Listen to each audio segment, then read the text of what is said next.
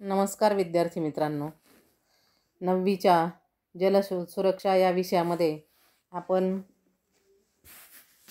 जलशिक्षण या पहिल्या घटकाअंतर्गत दुसरं प्रकरण पाहत होतो, नदी प्रणाली. नदी प्रणाली या प्रकरणाचा पहिला भाग आपण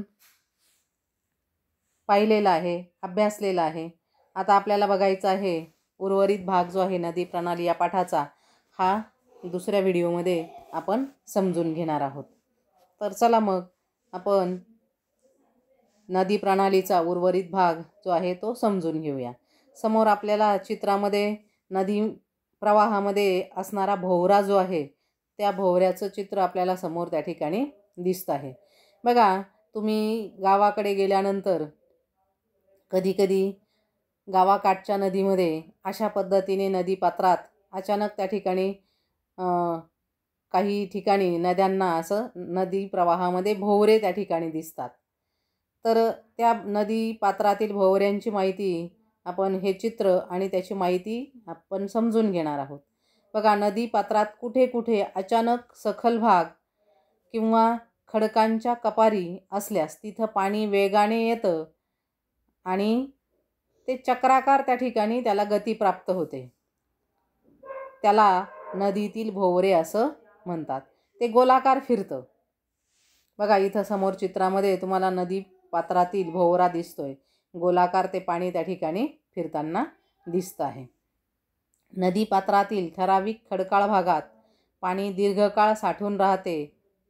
त्यास नदीतला डोह असे म्हणतात. काही नद्या ज्या असतात की खडकाळ भाग जो असतो, नदीपात्र झिजून तिथं मोठे खोल खड्डे तयार होतात आणि तिथं पाणी त्या ठिकाणी साचून राहतं. अगदी उन्हाळ्यातही हे पाणी साचलेलं असतं.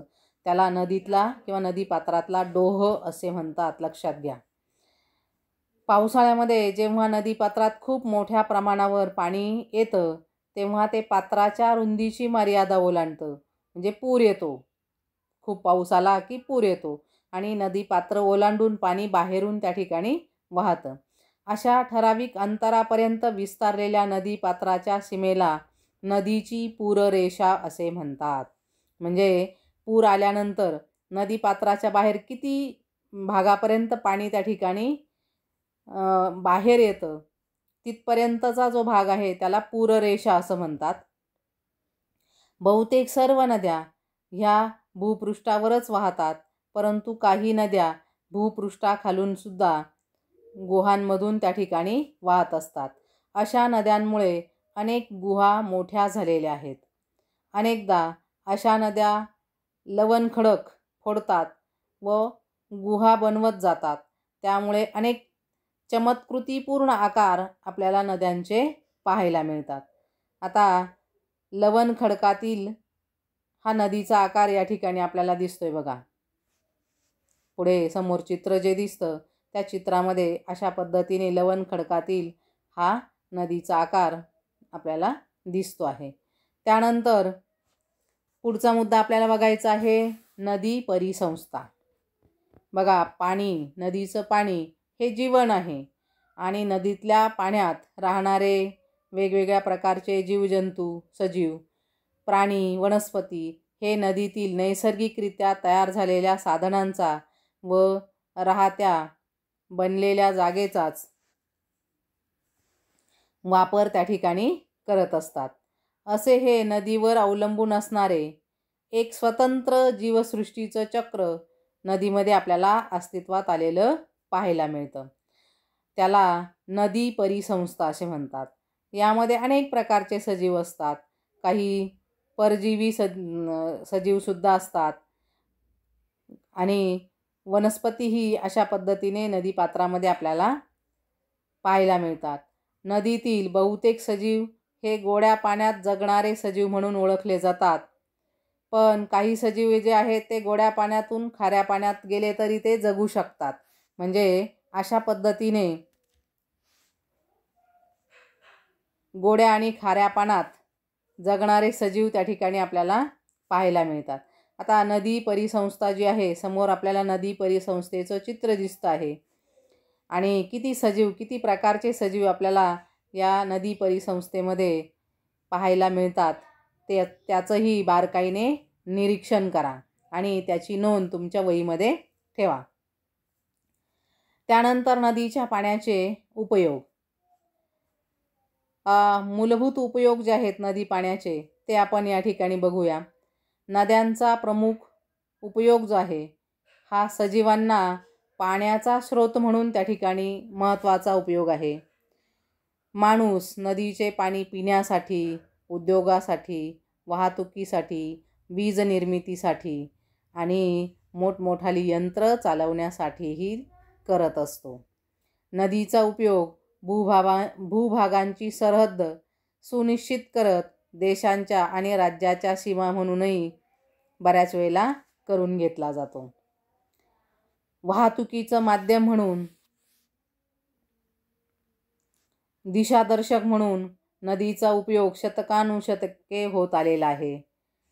नदीतल्या नौकानयनाचा पहिला पुरावा जो आहे हा इसवी सन पूर्व 3300 पासून सिंधू संस्कृतीमध्ये सापडतो. बघा, म्हणजे नदीमध्ये जलवाहतूक जी आहे किंवा नौकानयनाचं त्या ठिकाणी माहिती जी आहे ती इसवी सन पूर्व काळातली त्या ठिकाणी उपलब्ध झालेली आहे, सिंधू संस्कृतीच्या काळातली. नदीपात्रातील वाहतूक ही अतिशय स्वस्त पडते. आजही जगातल्या महत्त्वाच्या आणि मोठ्या नद्यांमध्ये अशी वाहतूक जी आहे ती केली जाते. अरण्याच्या प्रदेशात तोडलेले जे वृक्ष असतात ते इच्छित ठिकाणी वाहून नेण्यासाठी सुद्धा नद्यांच्या पाण्याचा उपयोग केला जातो. म्हणजे ते जे लाकडाचे ओंडके असतात किंवा लाकडाचे जे मोठे मोठे ठोकळे असतात ते नदीपात्रात सोडून दिले जातात आणि ते ज्या ठिकाणी आपल्याला न्यायचे आहेत तिथपर्यंत ते त्या नदीपात्रात वाहून त्या ठिकाणी आणले जातात. म्हणजे नदीच्या पाण्याचा उपयोग मोठमोठे लाकडांची वाहतूक करण्यासाठी सुद्धा केला जातो. अगदी अनादी काळापासून अन्न मिळवण्यासाठीही नद्यांचा उपयोग त्या ठिकाणी होत आलेला आहे. नद्यांतील जीवसृष्टीचं एक चक्र असतं. यामुळे अनेक प्रकारचे मासे आपल्याला नद्यांमध्ये मिळतात. फक्त मासेमारीच नाही तर शेतीसाठी आणि पर्यायाने अन्न उत्पादनासाठी नदीचा उपयोग त्या ठिकाणी आपण म्हणजे माणूस प्राणी हा करत आलेला आहे. त्यानंतर भारतातील बहुतेक नद्यांमध्ये नद्यांच्या काठावर मनोरंजनासाठी व नदीत जाण्याकरिता उपयुक्त असे घाट बनवले गेलेले आहेत. या घाटांची माहिती मागच्या भागातही आपण पहिल्या भागात त्या ठिकाणी घेतलेली आहे. अनेक मोठ्या नद्यांच्या काठी त्या नद्या जिथं शहराजवळून वाहतात किंवा शहरामधून वाहतात तिथं त्यांच्या काठावर घाट बांधण्यात आलेले आहेत. नदीतील वाळूचा उपयोग हा बांधकामासाठी केला जातो. सुशोभित केलेले नदीचे काठ जास्त पर्यटक आकर्षित करून घेतात आणि स्थानिक समाजातील लोकांना जलपर्यटनाची सेवा देण्याची संधी देतात. काही वेळा पर्वतीय प्रदेशात वाहणाऱ्या नद्या ज्या आहेत त्या धबधबे निर्माण करतात. म्हणजे उंच पर्वतावर उगम पावणाऱ्या नद्या ज्या आहेत तिथं आपल्याला धबधबे पाहायला मिळतात. या ठिकाणी वजराई धबधबा सातारा जिल्ह्यातला आपल्याला चित्रामध्ये या ठिकाणी दिसतोय बघा. अशा धबधब्यांची ठिकाणं जी आहेत ती अलीकडच्या काळात सहलींची केंद्र बनलेली आहे. काही वेळा खळखळत वाहणाऱ्या पाण्यात कयाकिंग नावाचं वेगवान असं नौकानयन त्या ठिकाणी केलं जातं. बघा, हे नौकानयनाचं चित्रही आपल्याला या ठिकाणी दिसतंय. तर अशा पद्धतीने या ठिकाणी नद्यांच्या पाण्याचा उपयोग जो आहे तो या वेगवेगळ्या कामांसाठी केला जातो. आता हे जे चित्र दिसतंय तुम्हाला नद्यांचं धार्मिक महत्त्व जे आहे त्या या मुद्द्यामध्ये आपल्याला बघायचं आहे. नदीच्या काठी संपूर्ण गावाचं जीवन जे आहे ते घडत असतं. नदीच्या काठावर पहिल्यांदा संस्कृती जी आहे, मानवी संस्कृती ही नद्यांच्या काठावरच त्या ठिकाणी उदयास आलेली आहे. त्यामुळे लोकांचे दैनंदिन व्यवहार हे नदीच्या संपर्कानेच त्या ठिकाणी अधिक होत गेलेले आहे. त्यामुळे धर्माचरण म्हणजे दैनंदिन आंघोळ, संध्या, जप, तर्पण या ज्या गोष्टी आहेत या प्राचीन काळापासून नदी किनारीच होऊ लागलेल्या आहेत आणि त्यामुळे नदी हे त्या गावचं त्या प्रमुख सामाजिक आणि धार्मिक केंद्र बनलेलं आहे. त्यामुळे नदीविषयीची जी कृतज्ञता वाटते ती व्यक्त करण्यासाठी विविध प्रकारचे उत्सव हे नदीकाठी त्या ठिकाणी साजरे केले जातात. आता या ठिकाणी बघा की हे जे नदीचं धार्मिक महत्त्व जे आहे, संध्या, जप, तर्पण वगैरे जे आहे ते अशा पद्धतीने नदीकाठी त्या ठिकाणी केलं जातं. तर नदी प्रणाली या पाठामध्ये आपण नदीची वेगवेगळ्या प्रकारची माहिती जी आहे ती या ठिकाणी घेतली. आता विद्यार्थी मित्रांनो, या भागावर आधारित जो स्वाध्याय आहे अतिशय सोपा स्वाध्याय आहे. प्रश्न फक्त मी वाचते आहे, तुम्हाला त्याची उत्तरं सहजरित्या त्या ठिकाणी शोधता येतील. कारण आपल्याच परिसरातील नद्यांची माहिती जी आहे ती आपल्याला लिहायची आहे आणि तुम्हाला तुमच्या पालकांच्या मदतीने ही माहिती सहजच त्या ठिकाणी उपलब्ध होईल. बघा, पहिला प्रश्न आहे, आपल्या तालुक्यातून जी मुख्य नदी वाहते तिचे नाव तुम्हाला त्या ठिकाणी शोधायचं आहे. त्यानंतर या नदीचा प्रकार कोणता, तिच्या पात्राची साधारणतः लांबी, रुंदी, खोली किती असेल त्याचं त्या ठिकाणी माहिती घ्यायची आहे. त्याचबरोबर आपल्या परिसरात नदीमुळे उत्पन्न होणारी जी भूरूपं तुम्हाला दिसतात त्या भूरूपांची माहिती तुम्हाला अभ्यासायची आहे. त्यानंतर या नदीला किती उपनद्या किंवा झरे, ओहळ, ओढे येऊन मिळाले त्यांची माहिती घ्यायची आहे. त्यानंतर ही नदी पुढे जाऊन कोणत्या नदीला मिळाली त्याची माहिती घ्यायची आहे. त्यानंतर ही नदी तिच्यावर कोणकोणत्या ठिकाणी बंधारे बांधले, तलाव बांधले किंवा धरणं बांधलेली आहे, ही सगळी माहिती आपल्या पालकांच्या मदतीने तुम्ही जमवायची आहे. त्यानंतर नदीचे उपयोग, आता आपण नदीच्या पाण्याचे उपयोग पाहिलेच, पण तुमच्या परिसरातील या नदीच्या पाण्याचा काय काय उपयोग होतो ते तुम्ही लिहायचं आहे. त्यानंतर नदीची हानी करणारे जे घटक आहेत किंवा पाण्याचं प्रदूषण वाढवणारे जे घटक आहेत ते कोणकोणते तुमच्या परिसरामध्ये त्यांची माहिती तुम्ही लिहायची आहे. त्यानंतर नदी प्रदूषणाचा प्रकार जर तुम्हाला आढळला तर तुम्ही काय कराल, तो मोठ्यांच्या नजरेस आणून द्याल का, अशा पद्धतीने. म्हणजे नदी पात्रामध्ये कोणी काही त्या ठिकाणी प्रदूषित पदार्थ त्या ठिकाणी मिसळत असेल असं तुम्हाला जर निदर्शनास आलं तर त्याची माहिती मोठ्यांना तुम्ही देणं आवश्यक आहे. तर याही प्रश्नाचं उत्तर तुम्हाला त्या ठिकाणी लिहिता येईल.